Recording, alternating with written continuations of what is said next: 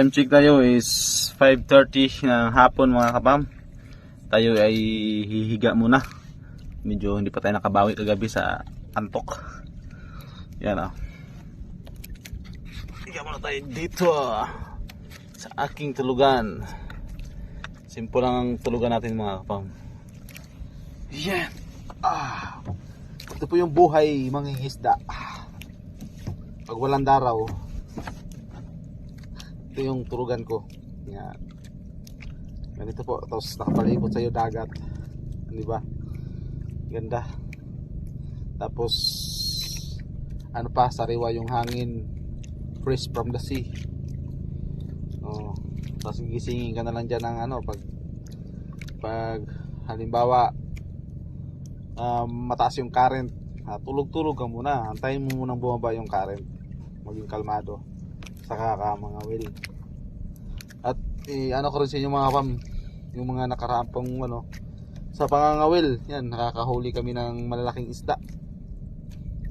Pag nakapain kami ng pusit, tapos yung huli, pag nagkawil, tapos titso, tortillas yun sa Tagalog, ihilabin namin yun, papain namin yung sa apat na taga, tapos ihantad namin.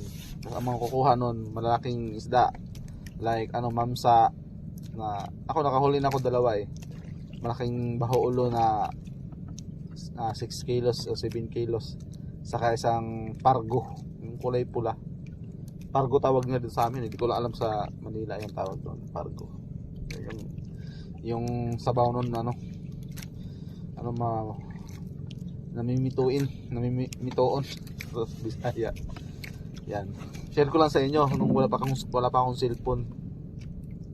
Yan, wala pa akong cellphone nun. Tapos ito na yung ko gawain. Pang isang tao lang kasi itong bangka itong mga kapam Pag sumama isa pa,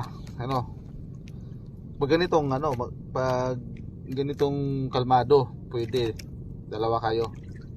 Pag maalon, hindi ako nagpapasama kasi pareha lang kami madidisgrasya. Kaya solo lang talaga ako. Hindi ako nagpapasama pag maalon. Mas magandang kung madisgrasya man, isa lang kaysa dalawa kayo, di ba? Wag natin Wag natin pangarapin 'yon. Siyempre laging andyan si God sa atin nakasubaybay sa pang-araw-araw nating hanap buhay dito sa dagat. Yan. Ito yung pinagkaiba ko doon sa Maynila saka dito sa probinsya. Dito sa probinsya kasi bigas lang kailangan mo dito. Wala nang problema sa pangulam. Walang laot. Makabili ka naman ng ulam, pero hindi katulad sa probinsya sa Manila na ang presyuhan talagang doble. Dito tulingan lang 100, okay na, di ba? Doon sa probinsya sa Manila 200 plus yung tulingan. Dito 100 lang, minsan hindi pa. Makahingi ka sa kapitbahay pag lumaot, abot ka lang ng 2 piraso, 3, okay na, may pangsabaw ka na. Yan, share ko lang sa inyo yung mga nakaraan ang mga nakalipas lang wala akong cellphone na ginagamit. Kaya ilang buwan din ako natingga sa pag-vlog. Akala ko nga hindi na ako makabalik dahil tagal ko inipon ng cellphone na to. Yan. Tagal ko inipon yan mga kapap, para lang makapag-balik sa vlog. Kasi sayang natin na na tayo, nakasahod na tayo, tapos iwanan lang natin.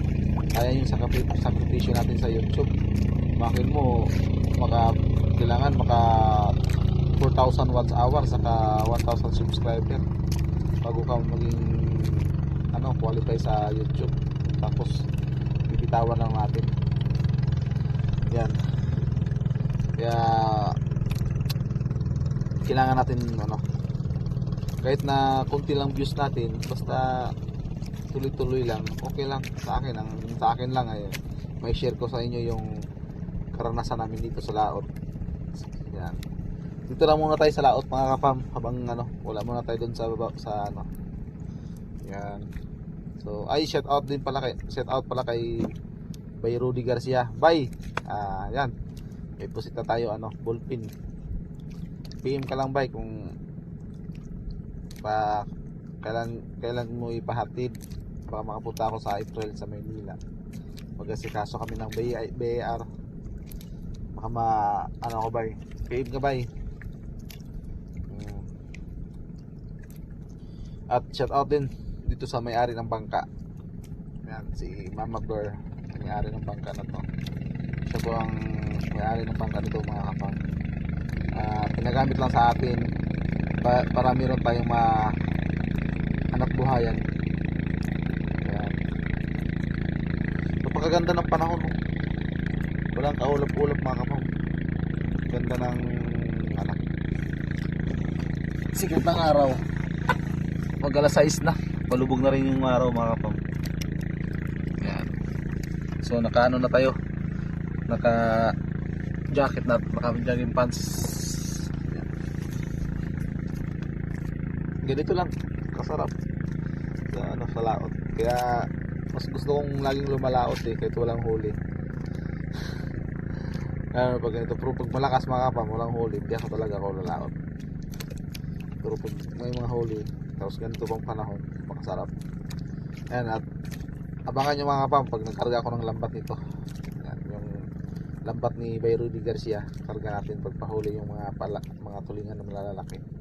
Karga natin ko kahit ano, 3 bandil lang yun yun lang kasya dito.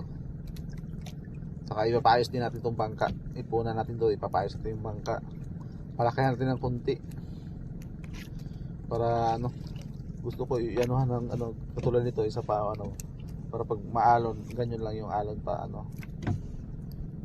hindi yung diretso papasok, kasi pasok talagang alon minsan pag malakas yung habagat, mababasa ako dito, talsik, kaya naka-plastic ako lagi. Ayan, masyadong mahaba na yung kwento ko.